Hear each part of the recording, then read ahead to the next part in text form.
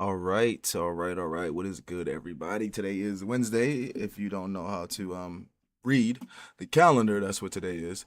We are going to be watching Frojax and Fishback in an interview today. I don't know if anybody's ever seen the Frojax guys. Like some I think one of them name is Jackson, and I forgot the other guy's name. But they came across my feed, like my algorithm on IG, and I be watching their videos sometimes, and they make a lot of compelling cases. So I like to listen to everybody's point of view, and no matter how racist or I don't even want to say racist, no matter how different our view might be, I still, First Amendment, freedom of speech, got to hear everybody out first. And when I mean everybody, I'm not just talking about everybody. I'm talking about people with actually intellectually sound arguments, not just motherfuckers running their mouth. So yeah, we're gonna watch that interview today, them with James, and we're gonna watch Nick talk about the State of the Union address. These two videos aren't that long, so we might be getting into either Myron going to USC or Frojax again going against Marquette because I like Marquette and I like Frojax, so I want to see how that goes. But let's get right into it.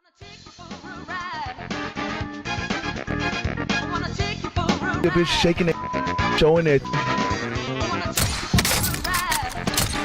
You this, you that. We laughing at them together.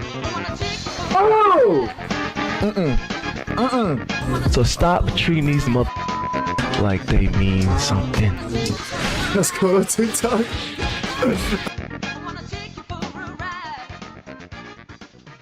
All right. Now, first things first, we're gonna get into this Fishback interview, and I kind of watched like the first 5 minutes of it, and in those 5 minutes, I was like, yeah, I need to watch this on stream because people got to see this. This is a good ass interview. But I want to say the first 5 minutes, it's we'll like I said, we'll let's just watch the video. James Fishback. Good to see you guys. I'm glad we finally made it work. Yeah. Sorry for all the delays. Yeah, no worries. Good to be here. So we'll jump right into it. So my brother Jackson and I, we are proud heritage American, pro-white patriots. And we both believe that demographic replacement is the foremost issue that we face in the country. And we think that anybody that is a white person, that should also be the foremost issue for them. You may disagree. Are you white? Are you a white person? It's a good question. Am I white? I haven't really thought about it, honestly. I mean, my father's white. My mother was born in South America in Colombia. She was the first generation to come on her side of the family, and my father's family, Fishbacks, have been here since the 1760s. So I don't know the answer to that question. The 23andMe is still coming. Yeah. We'll post that soon. I challenge Byron to do the same. I think it's actually less important and more important to recognize the fact that if you're an American citizen of the United States of America, you have to recognize that the founding stock of this country was white. I agree. If you're going to be someone like Vivek and come to this country who is born to parents who were not citizens, lecture us about our culture, in many respects have contempt for our culture, bring in foreign nationals through schemes like H-1B to lead the replacement of American citizens, that's a problem. You say you're a heritage American. There are heritage Americans who are also black, called foundational black Americans. I think that I agree with that as well. anyone who's a United States citizen who pledges their sole allegiance to the United States is someone that I would want as a part of my movement. So you're more of a civic nationalist. You don't think that ethnic identity is integral to a nation? Well, I think that if you killed every single American and replaced them with Indians from Mumbai, I think ethnic identity is critical for a nation, but before I don't even, I don't even want to say black people were here. I don't even want to say black people were here before enslavement. I think ethnic identity is critical for a nation, but before I don't even want to say black people were here before enslavement. I think ethnic identity is critical for a nation, but not as long, but I mean about the same amount of time. So that's why I can understand why he would say a black person, because again, I feel like black people. Let me stop saying I feel like. Actually, fucking do some research, head ass. Anyways, like okay,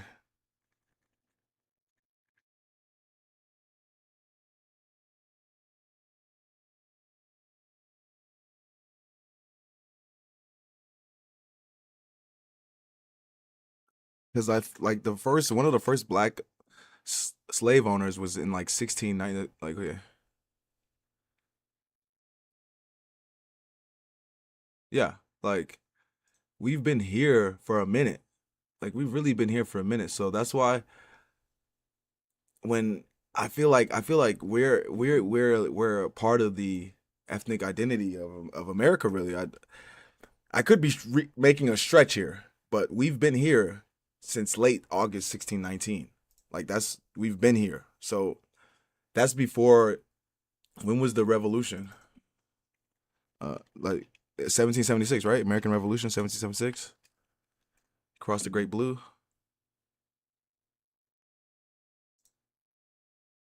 1776, right? So in 1776 we declared independence, but black people first came in 1619. So we kind of have to be in that American s-ness, even though we were slaves then. We kind of have to be in that identity. I don't know what y'all think. It would cease to be America. Well, what if it happens really slowly? The Great Replacement is real and it's bad and it needs to stop. And the way you stop it is. But that's why I still agree with the Great Replacement, because again, they founded the country. So I don't have no qualms with that statement. I don't have no problem with that.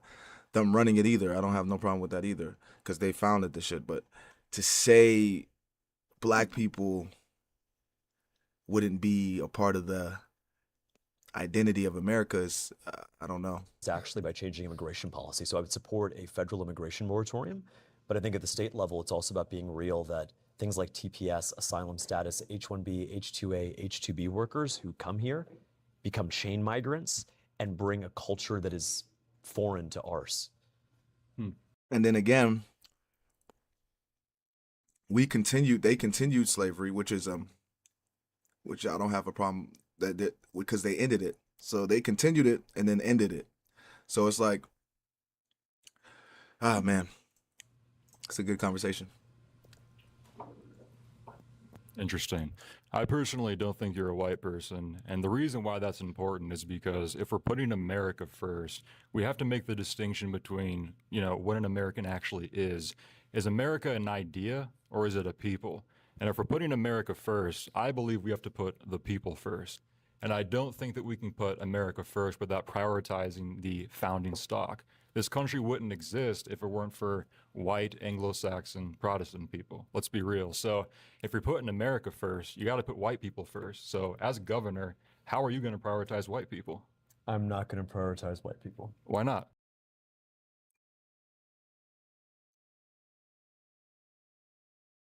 Okay. What would you consider prioritizing white people? Which I don't have a problem with either, because like you said, if we're going to put America first, white people, sure, you can come first since you founded the country. But what would we be doing? Like, what would be give me an example. I'm going to prioritize American citizens in our state. I'll tell you this. Let's give you an example. If someone who's white immigrates here 20 years ago from Scandinavia, from Norway, and someone who's black, who's been here for 7, 8, 9 generations, who is more of an American in that situation?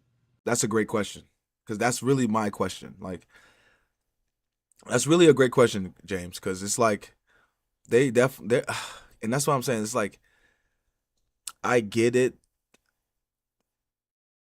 White Anglo-Saxons made the country, but like James just said, if somebody was, are we just giving you privileges because you're white, or are we actually giving you privileges because you're American? Because if it's American first, if we just give privileges to white people, like James just said, if somebody who's from fucking Poland comes over and somebody who's been here for 8, 7 generations, who would be more American. I think it's about blood. Right, but they're white. They're from Scandinavia, and they've been Right. here for 20 years or 20 months. I think it's proven pretty consistently that people of European heritage can assimilate to American culture. But I think people outside of that continent are less reliable in that regard. How so? I mean, look at the immigration problems right now. We have a fundamental incompatibility with people who are not like us. Trying to think. He said people from the European heritage can assimilate better in America.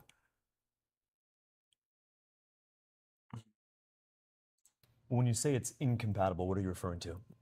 Look at the. I mean, you want to talk about crime statistics? Sure. Okay, a black person is 41 times more likely to kill a white person than the other way around. I'm not okay with that. I agree, and that's why you need to have actually someone who's tough on law and I was about to say that has to do with law and order, more so stop letting these niggas out instead of having to actually do with them not being American and not being able to assimilate.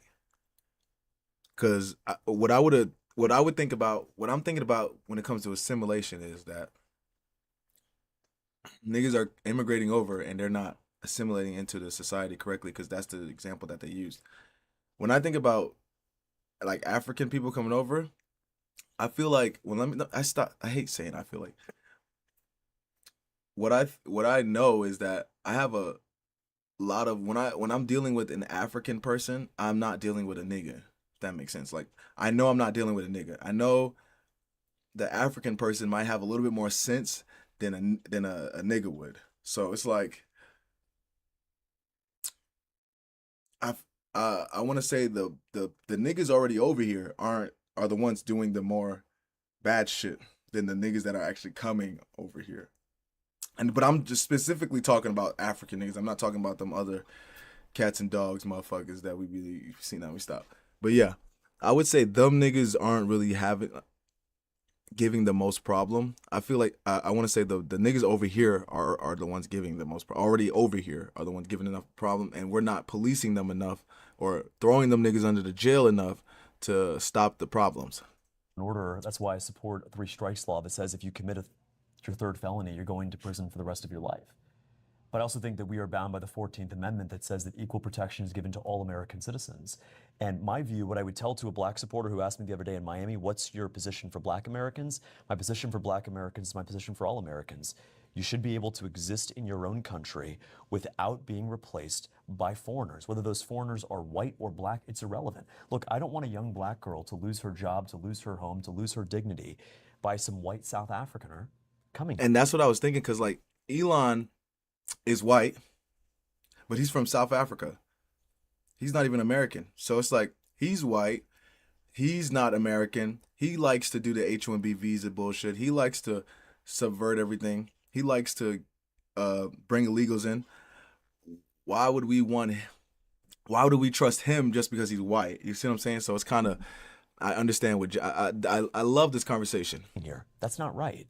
And so my view is really simple. America is not an idea, because if it were an idea and you killed everybody here and replaced them with Indians or Chinese, it would absolutely cease to be in America. Why? Why? Yeah. Because, well, we could talk about culture as one, but we can also, Where does culture come from? it largely comes from race and ethnicity. So look, I mean, the whole foundational idea of this is, what kind of country do we want? Mm-hmm. There's this big debate about whether a certain country has a right to exist. I think American citizens have a right to exist in their country without being replaced by foreigners. That's the view that I have. There's a lot the federal government can do with an immigration law. And right now, the only problem we have right now, the only differences there right now is that he views anybody who's been here for an extended amount of time an American citizen, whereas they view as only white people can be American citizens. So it's kind of, I see the points in both. I love this conversation. Moratorium, but there's a lot that I could do as a state governor with respect to deterring this type of foreign immigration into our state. So you think that Americans shouldn't be uprooted, and what constitutes an American is explicitly you have legal residency, and it's sort of nothing else. But there is sort of an... I wouldn't say he said legal residency, because he's never just said the black girl who's legally here for a year and the Scandinavian who was illegal here for 20 years. yada yada. He said for generations, for this is their 8th generation. So I would say time would make you is what really shows to see who's an American or not is the time that they've been here in America American culture and these admittedly or like how long their family has been in America per se. are downstream from race and ethnicity. Well, I don't think it's paperwork. But I also don't think that if you're white and you've been here for 2 years and you're from Norway or South Africa, that you're more American than someone who's the direct descendant of slaves. Are descendants of slaves really American though? Yeah. What makes them American? Because Well, they've been here. They've been here and they've fought in every single war since our country's founding. So yeah, I think people who shed blood, who fought for the soil of our land, regardless of the color of their skin, are more American than people who got here 2 years ago. Most of that blood has been white blood. Sure, that doesn't change the fact that the individual He looks like he getting pissed. He's like, you keep talking about these niggas. Oh my who god. lost their life or who Bro sacrificed look like he's so fucking pissed he doesn't said that. change that fact. I mean, proportionally, black men are only 13% of the population. So yeah, I mean, most of it is going to be white blood, absolutely. But there are brave black men in my state, in our state, who have gone to war, not just in the global war on terror, but in Korea, in Vietnam, World War I, World War II, the Civil War. Their contributions matter just as much.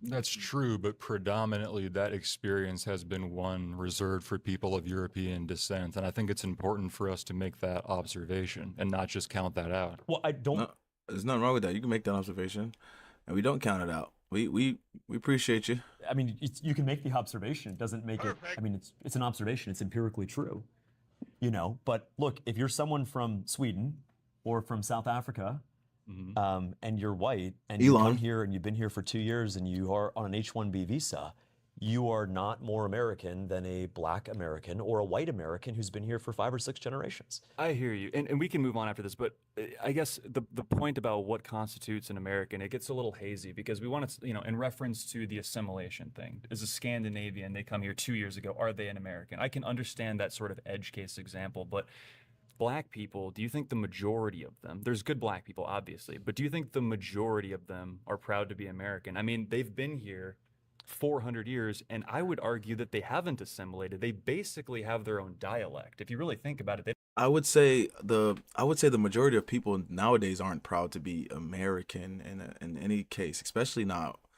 It's like a certain amount of it's like a small amount of us that are actually proud to be American. Like I don't think anybody right now is really proud to be. That's why us saying America first is such a thing, because nobody is America first. Like I don't think a big majority of people is America first anything.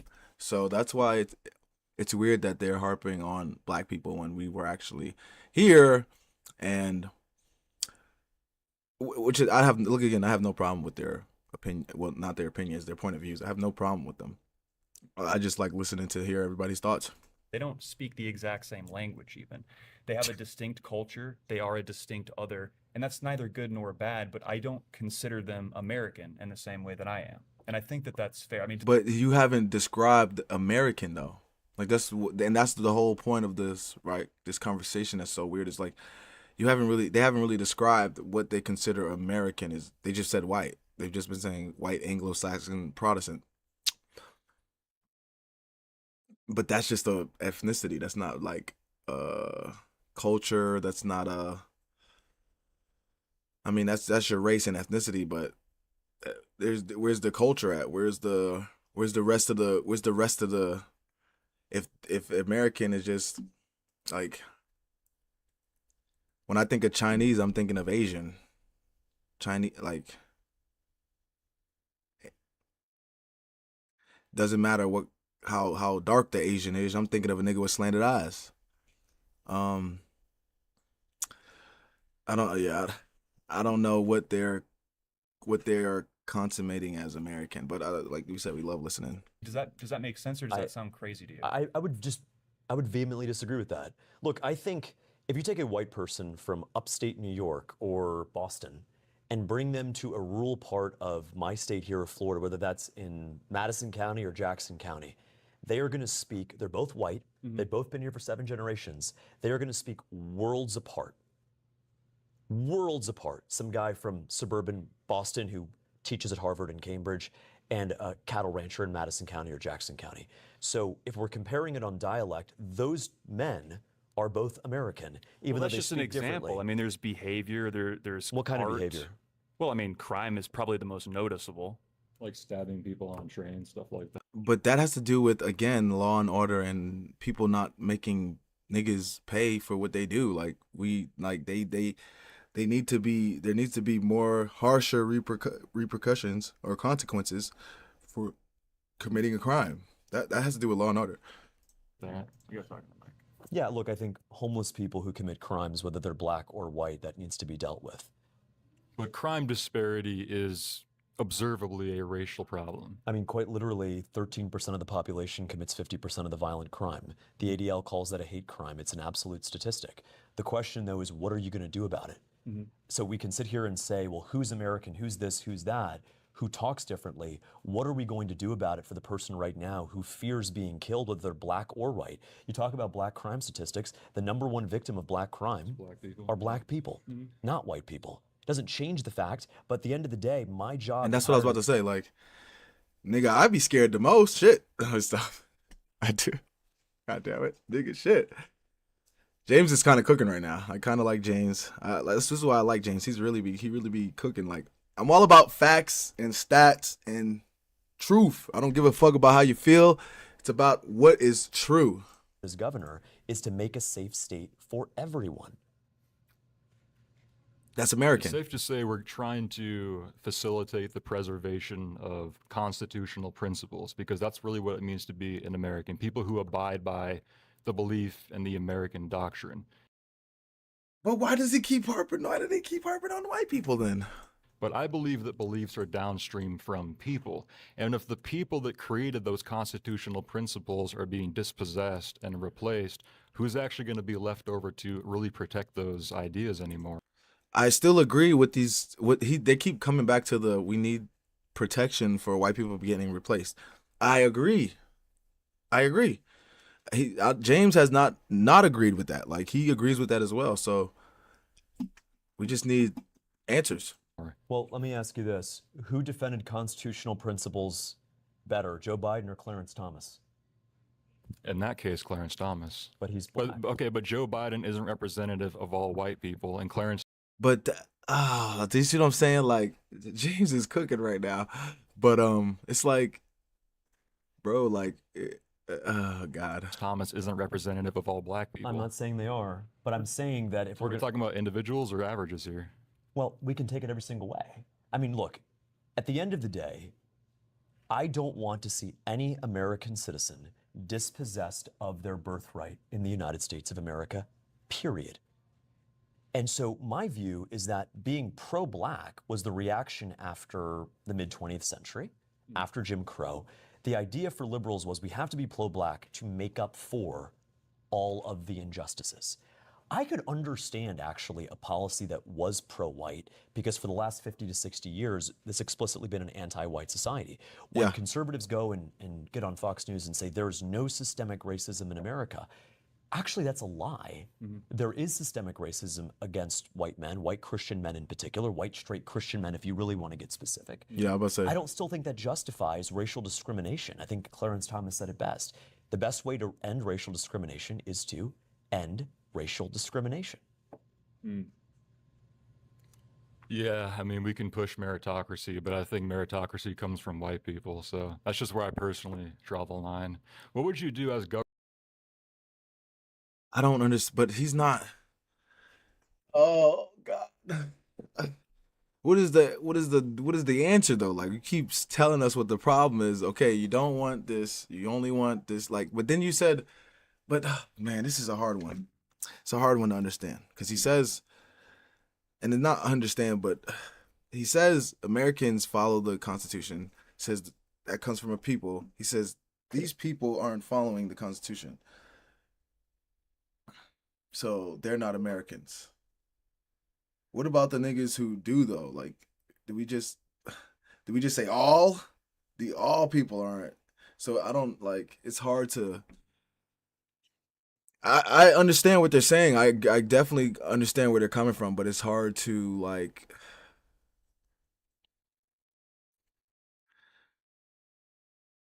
it's hard to really we need an answer. So I'd rather them give us an answer than just telling us what the problem is, because we really know what the problem is. Governor to actually like prevent or push back against the anti-white agenda that you just talked about there? Well, there's a lot to it. A lot of it starts in our schools. You got teachers who are pushing ideas that are not tied to the curriculum, they're not accurate. The idea of white guilt, the idea of toxic masculinity. Toxic masculinity is inseparable from the idea of being anti-white because they're not telling black men that they're toxically masculine. They're telling white men that they're toxically masculine. In fact, they're telling black men that they're the victims of a system of white men. So a lot of it's education, a lot of it is government, a lot of it is paperwork, a lot of it is, honestly, the bully pulpit, being very clear that that kind of behavior is not going to be tolerated, that we're not going to, it's only, you could sit here and make a bunch of jokes about, anti-black joke, anti-what, and you would get criticized. But if you make an anti-white joke, that's all of a sudden acceptable. And so a lot of it is the intangibles that you have to tackle if you're in that kind of position of authority. Where does the anti-white sentiment come from? Like, what's the source, do you think?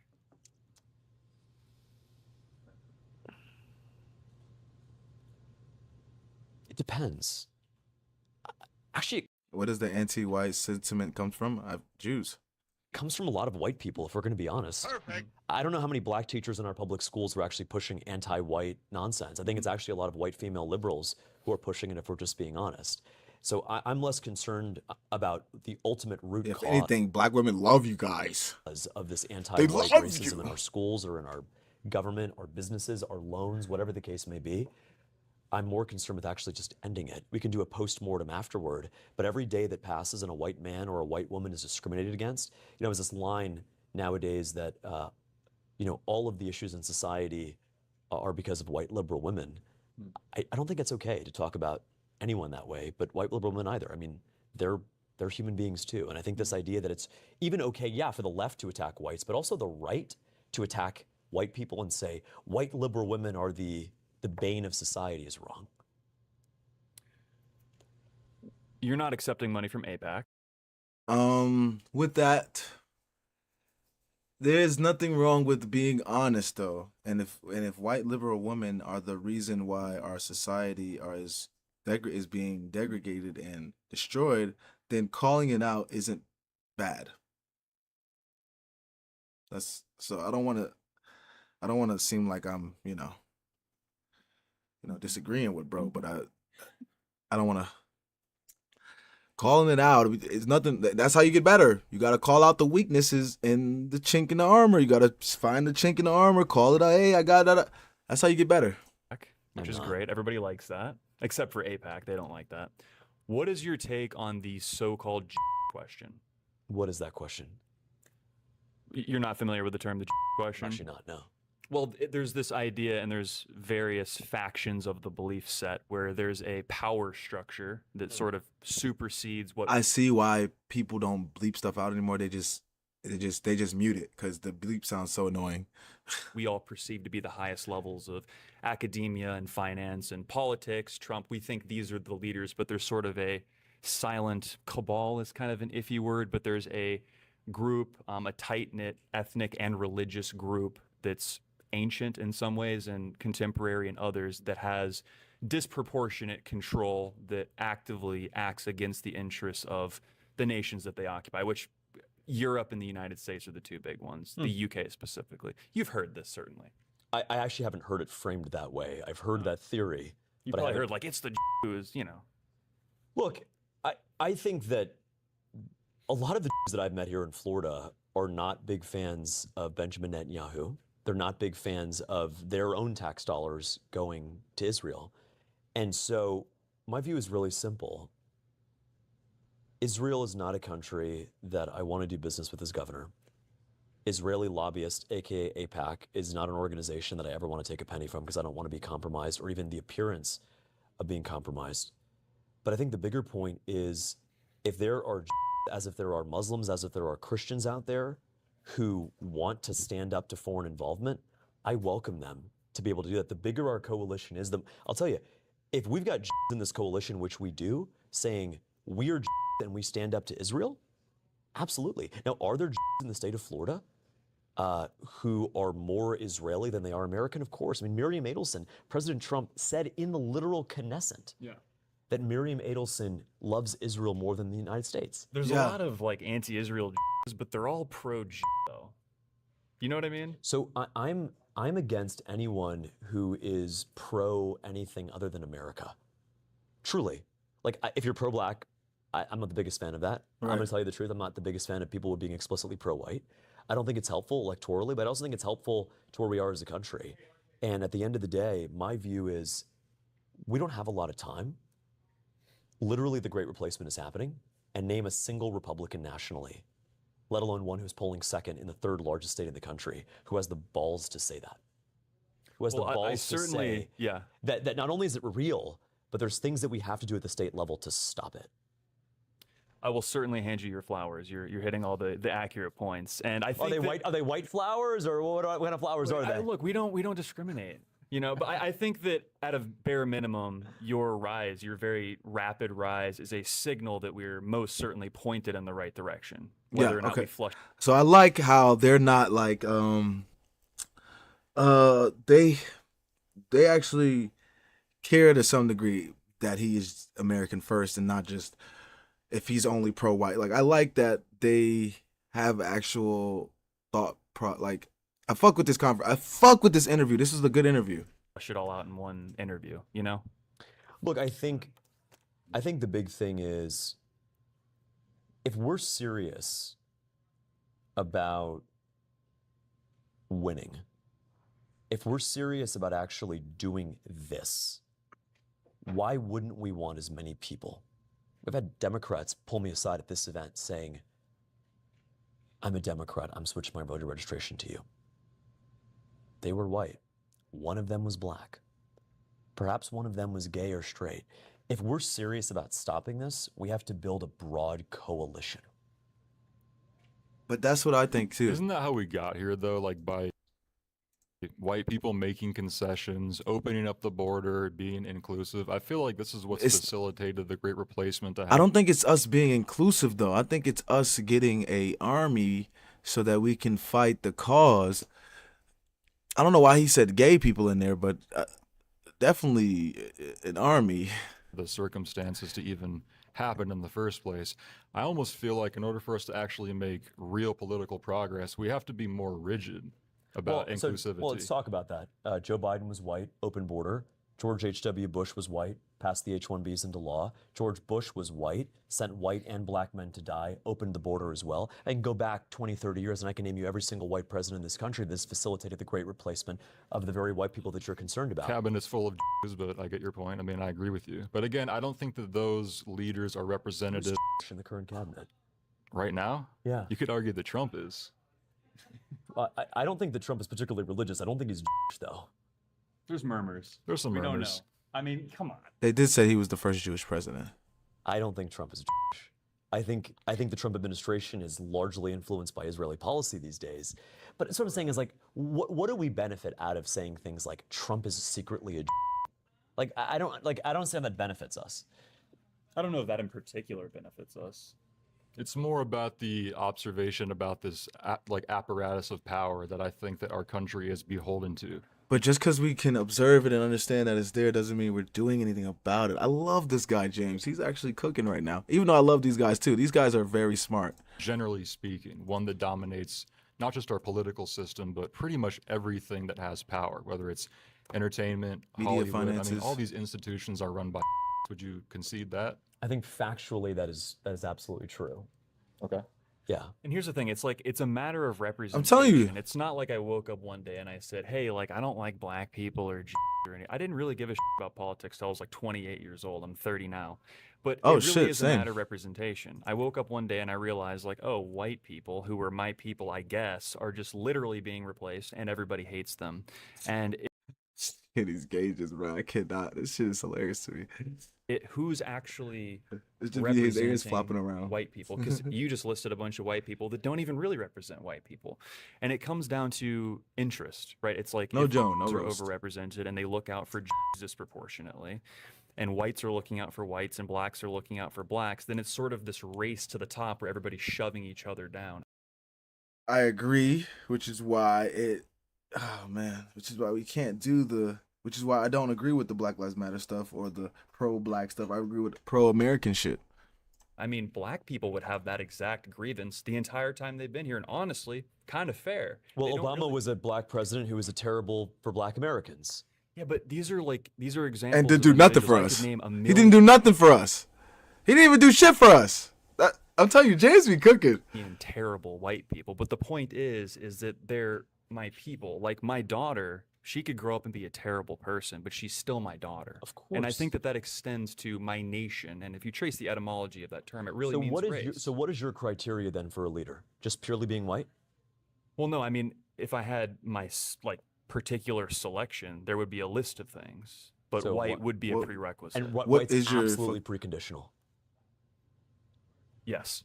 So you would take a white person who literally says, I want open borders, I want Hart Celler on steroids, over a black person who says, I want to close the border and stop the Great Replacement. I'm tired of making exceptions.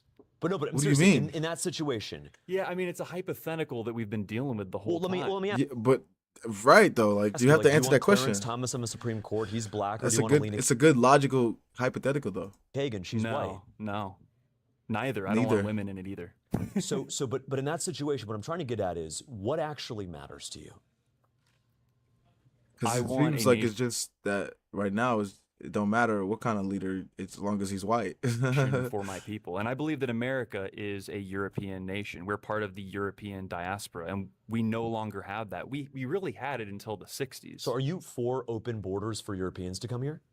No, I think there needs to be a temporary and potentially indefinite moratorium on immigration. Even white people?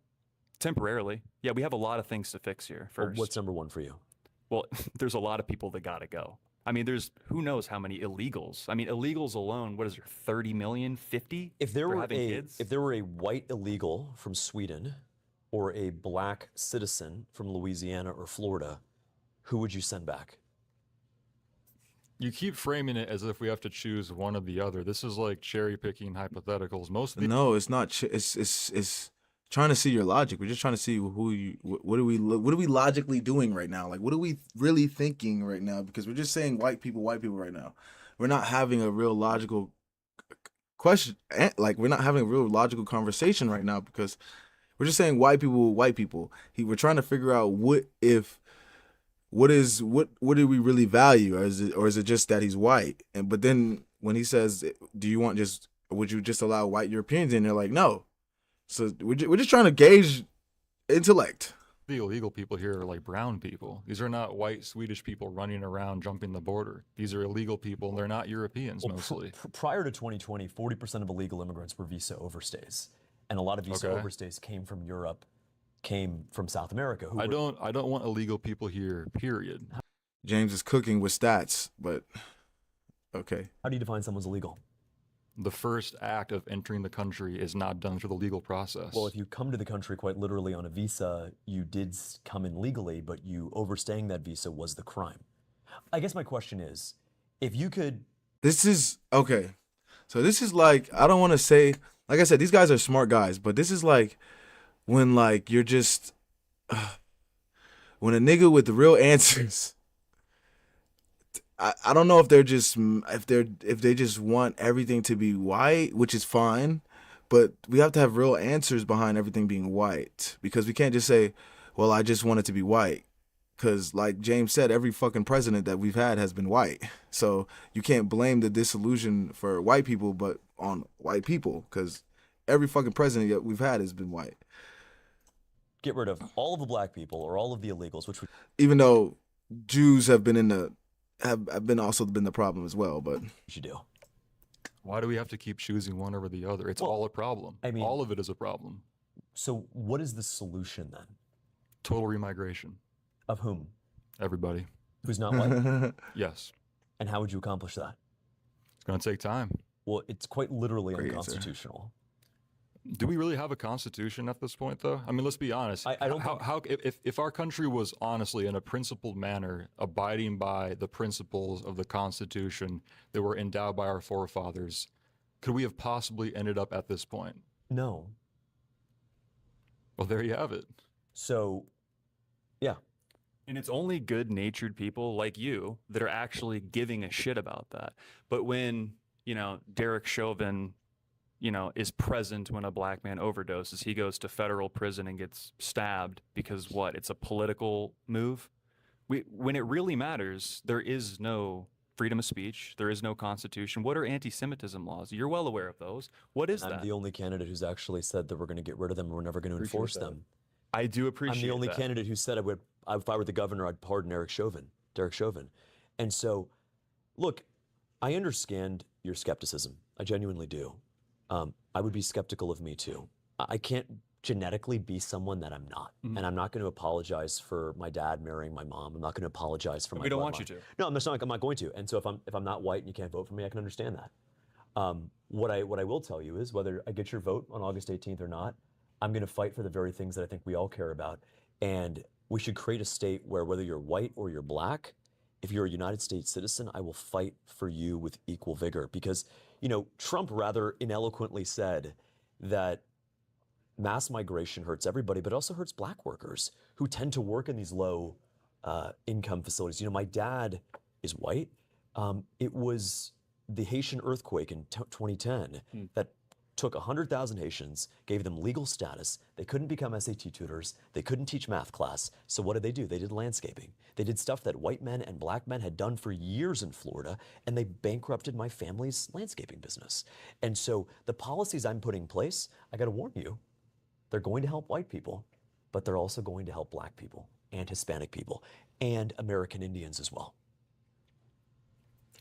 It's not like I'm vehemently against other people, but it's a matter of like a hierarchy of priority. And I think that every other group prioritizes the well-being of their group. And I think that the only group that doesn't really do that is white people. And not to be redundant here, but to tell you the truth, I'm very concerned about the future for white people.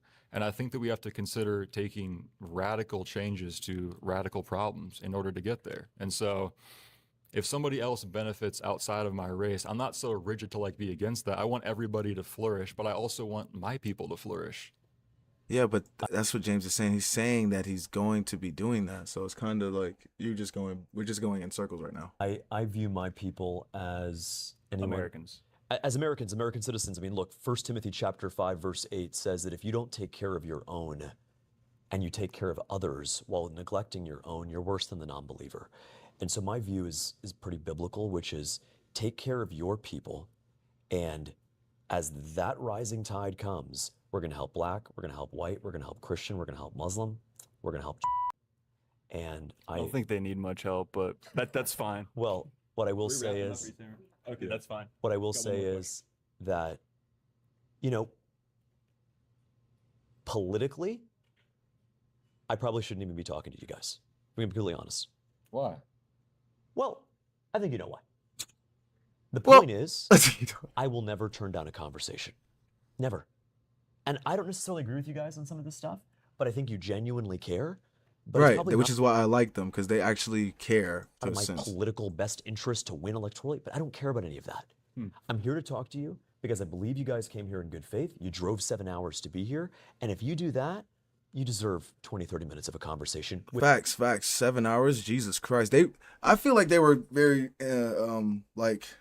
genuine in their conversation. I feel like he really is worried for his people, which is definitely understandable. Which is why I like these guys. They have some sense. They really do. They have some good conversation. I just want to say that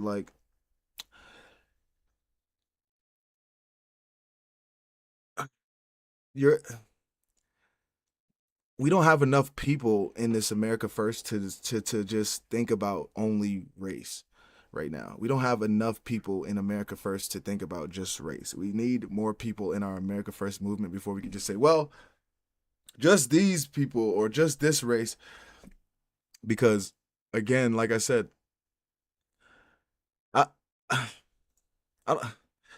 we just need more people before we start dividing again. With I don't. Did I know your questions beforehand? No. I didn't You know did great. anything. Yeah, you did great. So, well, I don't know that I did great, but I was at least willing to share my side of things. And I think at the end of the day, we should be able to say, we want people to succeed. Look, I want illegal immigrants to succeed, just not here. Sure. I mean, like, you don't actually want illegal immigrants to just die of hunger in foreign countries. No, we don't. None of us want that. I want white people to not die. I want white people to not die. I want black people to not die. I want Muslims. I want Christians to not die. What if it was a guaranteed death for white people if we maintained this civic nationalist, all-inclusive idea? You've defined it as that. I don't necessarily identify as that. Right. We can get into the nuances that. What the question is, if what?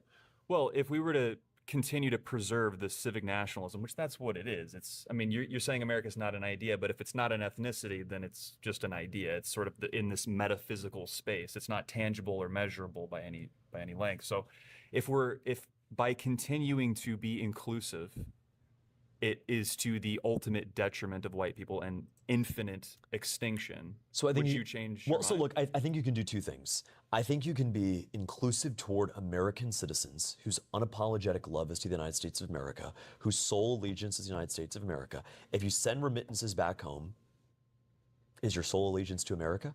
Sure. If you literally ask somebody who was born here, if Mexico and the U.S. were to get into war, who would you side with? And they say Mexico, they're not an American. I don't care how long they've been here. That we want to be inclusive toward American citizens, no matter the shade of melanin, but we also need to stop any new people from coming here and replacing those people. That, I think, is a winning recipe, both pragmatically but also electorally. And I'll tell you, I mean, I disagree with the notion. I mean, we can talk about edge cases, but I think you get to some semblance of truth through an edge case. If the edge case is a white Scandinavian who's been here for 24 months, and a Miccosukee or Seminole Indian who's literally been here for 400 years, I think I know who I'm going to choose as being more American. But regardless of Scandinavian, yeah. well, we can agree to disagree on that. But I'm grateful you guys came. Thanks for taking the drive. Yeah, wait, can I ask you one final question? Please. So it's a very popular one. We got DM this all the time. How often do you masturbate? And what is All right. Next. Let's see what this nigga's talking about, the State of the Union. But yeah, that was a great conversation. This is like soup. This is also why I like Nick a lot, because he doesn't. This is where the pro super white goes. This is where the pro super black goes. This is where the pro super any race goes in America, because America, and he keeps saying it's not an idea, but I feel like, let me stop saying I feel.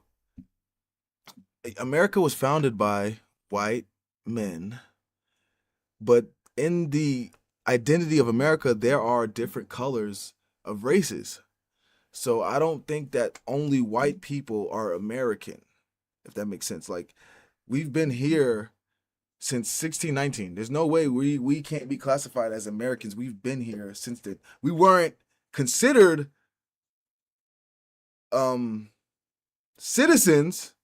We would still be American slaves. We weren't considered citizens until a certain amount of time, but we were still American. Oh, those niggas is from America.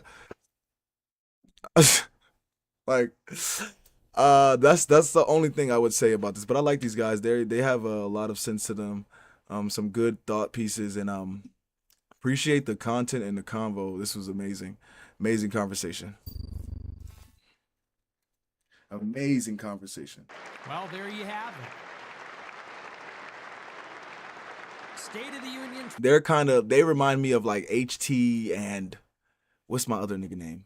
Handsome Truth. They remind me of HT and Gypsy. Like, they're HT and Gypsy, but we can only get so far with those guys. You see them? Like, we can only get so far with that idea. We can only get so far with how we are today. 2026.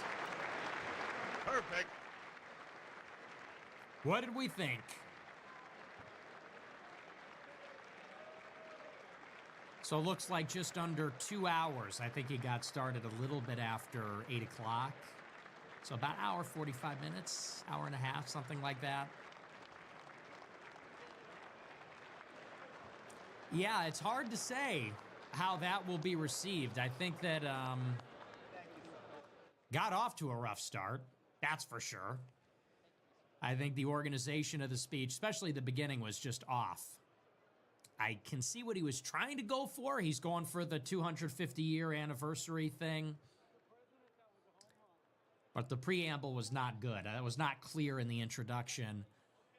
There was some good stuff. There were some bright spots in there. I think overall, though, whoa, that's a big woman. The way that it will be received is that it's extremely combative.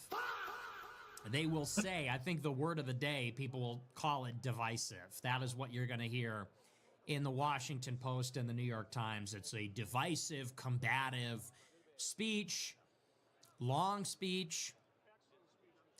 But from the standpoint of the actual substance of it, it wasn't terrible. Championed his major accomplishments really only in the first 10 minutes. I don't think that he spent a ton of time, actually. It was really front-loaded. Didn't talk too much about the economy. I mean, because here's the thing, it's a work in progress. They're a year in. The numbers aren't terrific. They got a lot of that out in the first 10, 15 minutes of the speech. Yo, how And old a is lot this of it was nigga? How old is this nigga?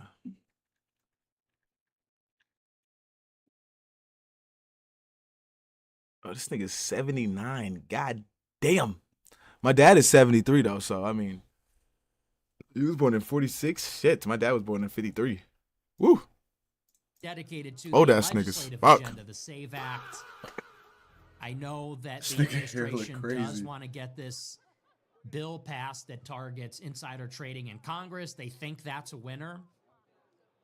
The problem, though, is that these things will not happen. The SAVE Act, I don't see Democrats voting for that because what he said is true. They want to cheat. They need to cheat. They're going to cheat. They're not going to vote for the SAVE Act, and I don't know that they'll even pass the insider trading. I mean, maybe they will.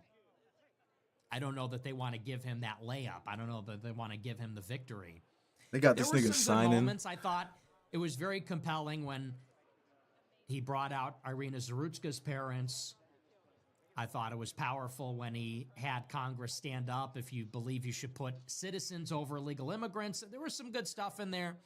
And Trump in the State of the Union, if you've been with us for years and years, you know he loves the veterans, and especially for the State of the Union, he looks at it as a TV spot. So in his mind, this is a variety show. And so there's drama and there's tension, and he likes telling these stories and bringing out the guests, and he likes the medal ceremony. He loves to load it up with stuff like that, and he did it again. Loves to load it up with those types of things. In his mind, like I said, this is a variety show, so he wants tears, he wants anger, he wants to play on the emotions, he wants the drama, the reunion with the Venezuelan dissident, the Medal of Honor recognition, all that sort of stuff. And of course, every State of the Union, they'll bring out the guests, but he really likes to load it up. And he loves those little... That's what everyone... That's just rough. Everyone will be talking about that aspect of it. And from my point of view, I like it. Because I'm a far-right extremist. So I think the Democrats are the problem. The left are the problem. However, I think most people, especially older people and middle-of-the-road people, I think they're going to look at it as maybe too antagonistic, maybe too provocative, unsettling. So I don't know how much play you're going to get with that. I don't know if that's going to be well-received. And so if the pitch is this is supposed to be some kind of midterm reset, this is supposed to get everybody back on track, I don't see it. I think, if anything, this is just the same old Trump, holding on to grudges, kind of delusional assessment of where the country is, these totally impotent calls to action. Everybody needs to pass the SAVE Act. Okay, well, good luck with that. It's Trump. It's classic Trump. It's everything that you expect turned up to the next level. So that's my review of the speech. Like I said at the beginning of the show, I think it's about what we expected. He hit on border security, talked a little bit about some of these other victories. Some of the numbers with the economy are okay. I don't know. Take it or leave it. The big surprise is No announcement on the situation with Iran. People were expecting and people said Yeah. that maybe there'd be a declaration of war. That's what I was thinking, that he was gonna say something about Iran, because they were supposed to do something this weekend or in 10 days. I forgot when we watched that episode. Or maybe there'd be some new development. Oh shit! You know what we totally forgot today? Uh, um,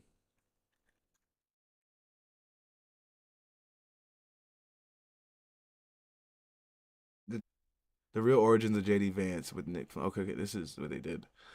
Do I really give a fuck about JD Vance and the origins of JD Vance? I don't really. So There, but we We really might just watch got that Friday. the drive-by on Iran. Really didn't talk much about it. Nothing about Epstein was not mentioned at all.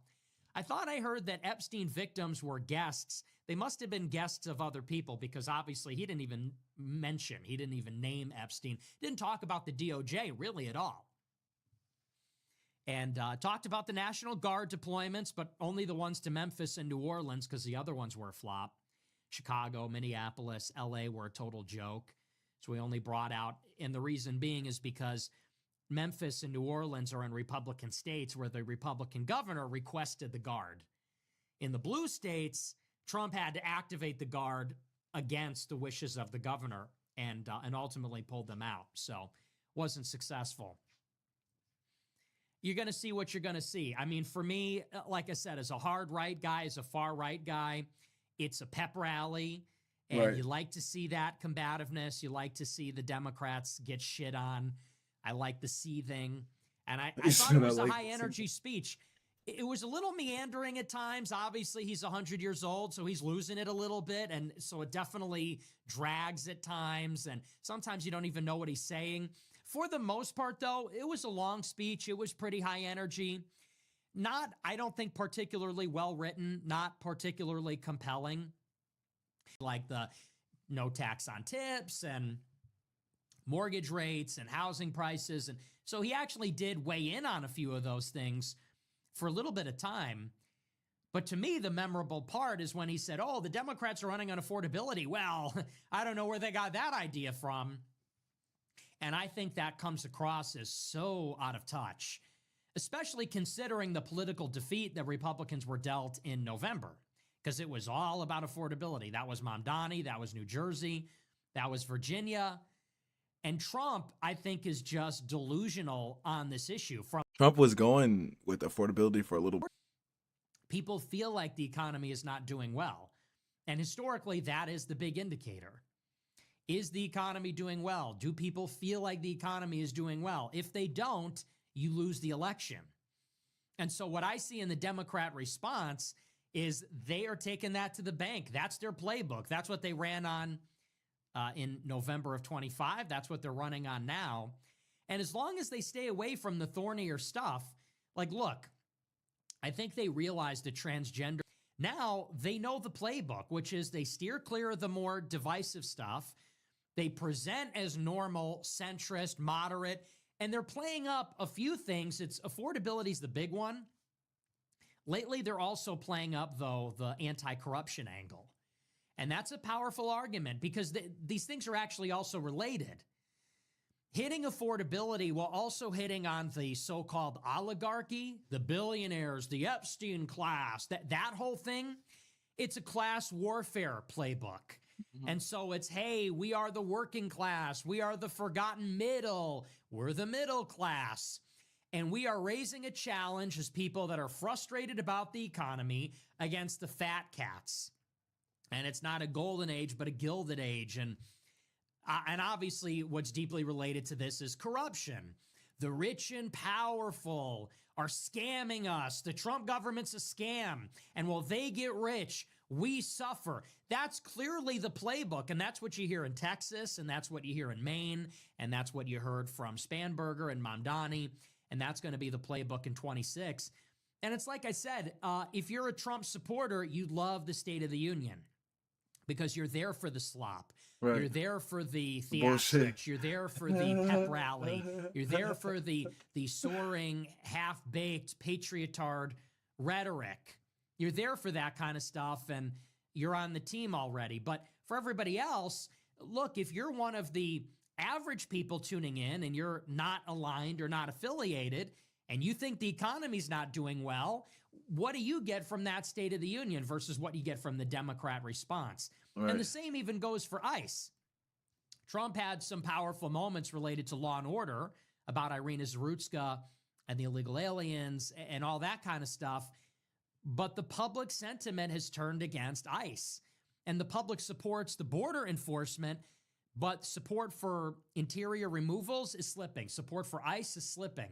Right. So playing up this angle about the Fourth Amendment and they don't have a warrant and this kind of stuff, you can see how, maybe that's not Best idea. I don't know that people are so For ICE, at ideologically into that, but it's it gets the job done, pushing back against Trump on illegal aliens. So, I don't think this was a really successful State of the Union. I don't know how many people that's really winning over. And here's the thing. You have to think about it in terms of what the goal is here. Republicans need to be playing on offense because they're down. They're way behind. Epstein, everyone knows that. Affordability. With the midterms coming up. Jewish. The betting markets show the Democrats are favored to win. The polling is very bad for Trump. Approval rating is lower than Trump's first term at this point in time, lower than Biden at this point in his administration. So if you're the Republicans, you're behind. And you have a huge gap to make up in terms of public support and perception. Yeah. And this was your chance to fucking do it and show that we are behind all the stuff that y'all talking about. We're behind the Epstein files. We're behind this housing crisis. We're behind these U's running everything. We're behind all this stuff. He could have named a lot of stuff. He could have named a lot of things that they could have got behind where people would have agreed with him. But we're behind this. We understand white people. Like, we could have did a lot of stuff here, but no, just a pep rally. Just a pep rally, like Nick said. Nothing too crazy. Nothing too crazy. But yeah, today was a nice, fun day today. Nice Wednesday today. Nothing too crazy. Nothing too crazy. We watched the Fishback interview. That was a great interview from the Frojax boys and Fishback. Good answers and good questions. I love that interview. That was a great thinking interview right there. And then we watched a little bit of Nick at the end talk about the State of the Union address. So nothing too crazy today, guys. But yeah, that was a great interview from Fishback. Makes me like him even more because it makes me see that he actually thinks about those questions that our people have. And when I mean our people, even though he might not consider me his people, I would definitely consider him one of my brothers. So that one of my brothers have about his race and his identity and what he's been hit with nowadays. So I definitely love the questions too. Don't be scared to ask real ass questions. We want to hear the real ass questions. I appreciate them. Lets us get a gauge of what everybody is thinking and hear everybody's point of view. And again, Fishback's answers were fucking phenomenal. I'm about to move I'm literally moving to Florida because of Fishback. But yeah, I appreciate everybody for stopping by today. Hope everybody has a great rest of their Wednesday, and make sure you pay attention and stay safe. Peace.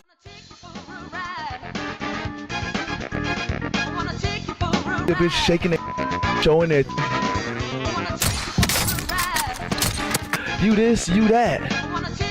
We laughing at them together. Oh! So stop treating these like they mean something. Let's go to TikTok.